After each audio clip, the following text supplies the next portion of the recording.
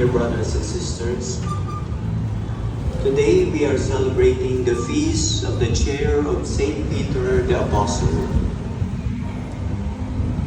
Our Mass is being offered with the thanksgiving of Arlene C. Gloriane for the repose of the souls of Cesar and Aida, Lucina, Rita and Rolando, Leonisa, Maria Socorro and Macario, Lilian, Belina, Stella, Obita, Renato and Rosario, Jen, and all souls in purgatory.